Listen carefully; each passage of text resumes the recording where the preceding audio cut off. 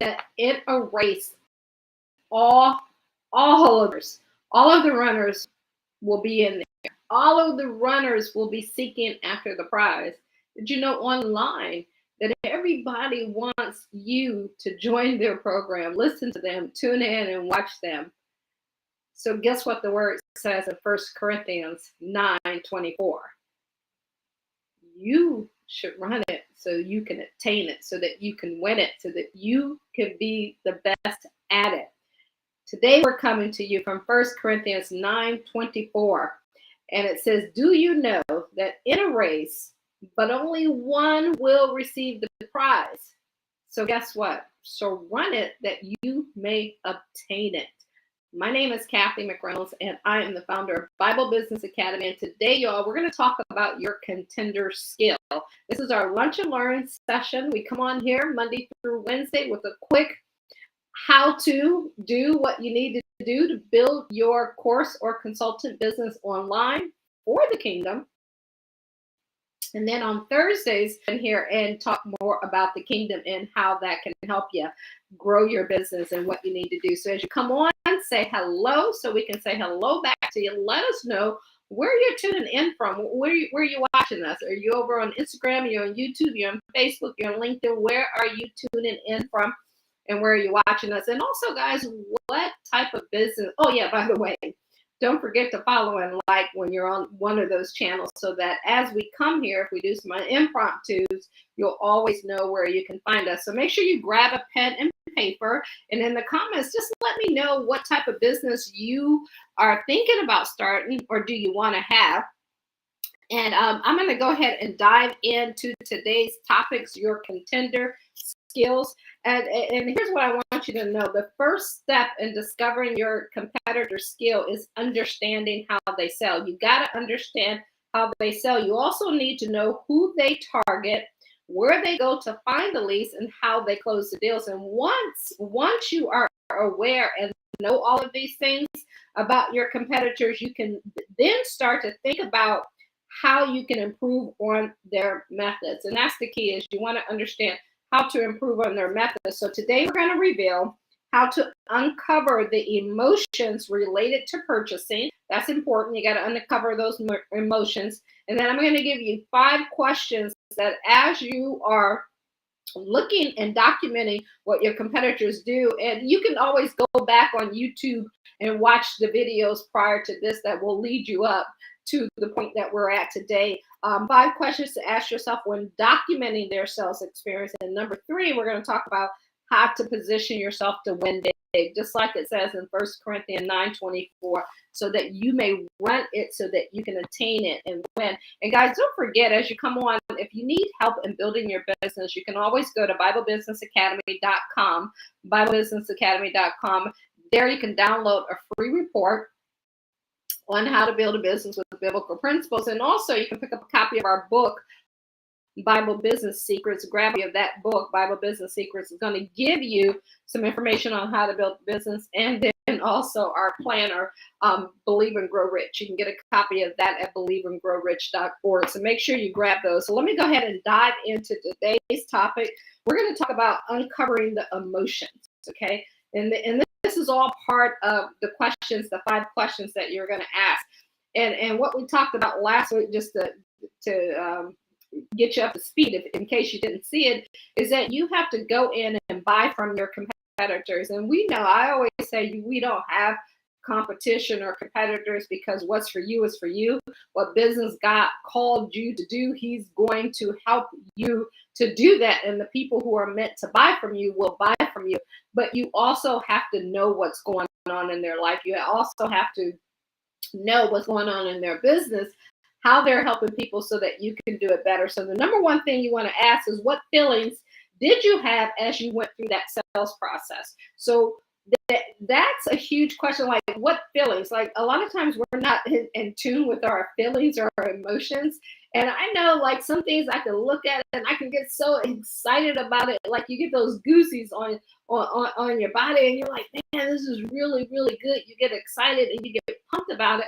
Some stuff you just go through it and you're like, oh, okay, cool, great, next. All right. So that's no emotion.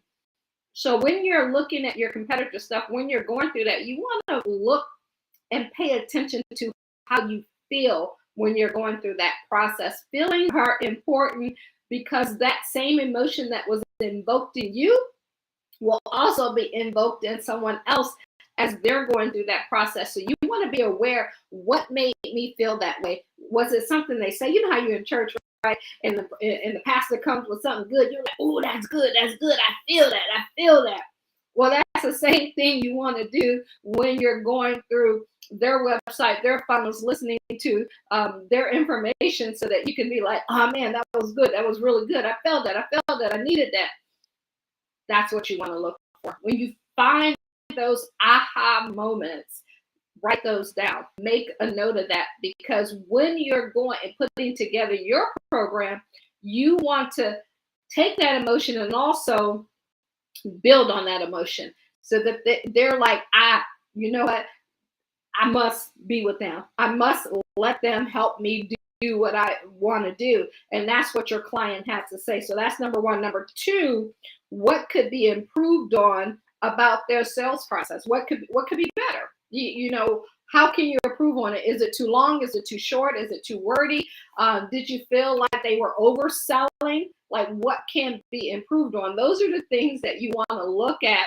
And not just one or two videos. You want to look at lots of them. You want to go through their entire funnel. And when you're in the academy, we will show you, we give you a document that all you have to do is go fill in the blanks. We take you through all of this process of spying, you know, ethically on your competition and knowing what they're doing. It's just like, you know, when we talked about the 12 spies and how they went out, we talked about that last week. You have to go out and spy your competition. And this is exactly what God told them in the word, you know, go out. And he told Moses to go out and have the 12 of them go out. 10 came back with a negative report, 2 came back with a good report. And so part of this is the questions that you're going to ask while you're out there doing that. So what could be improved? What could you do better?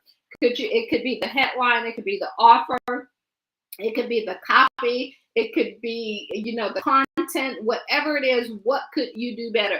Look at it from a standpoint is, that was good, but how can I make it better, right? Because you want to find stuff that was good. You want to find things that really resonated with you, that people are buying from, and you want to be like, man, they're good. They're good. Okay, I love this. Now, how can I make it better? How can I enter this race so that I may win it?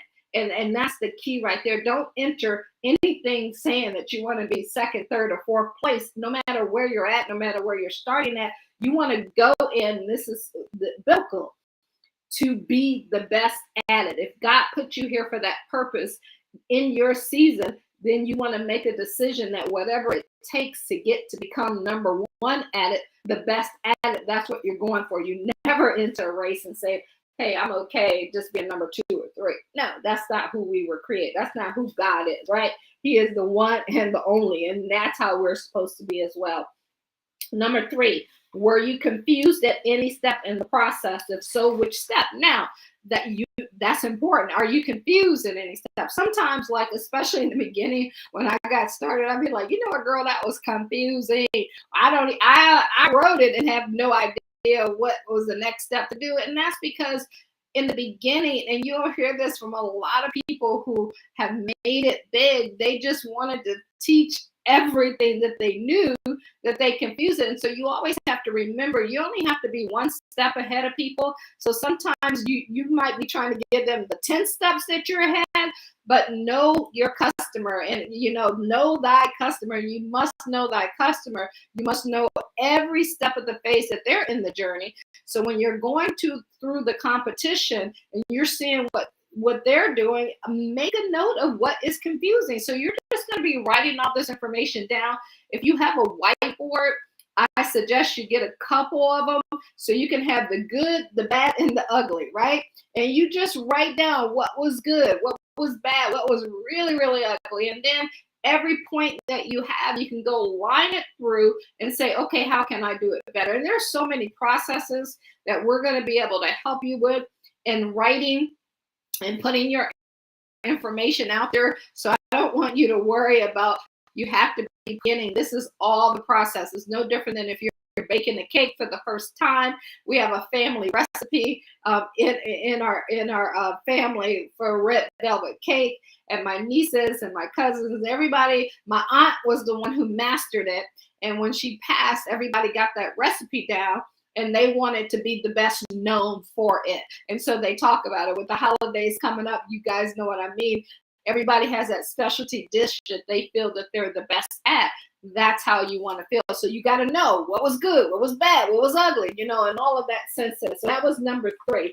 Number 4, if in online purchase, did you find any missing or broken links? If so, which links on which pages?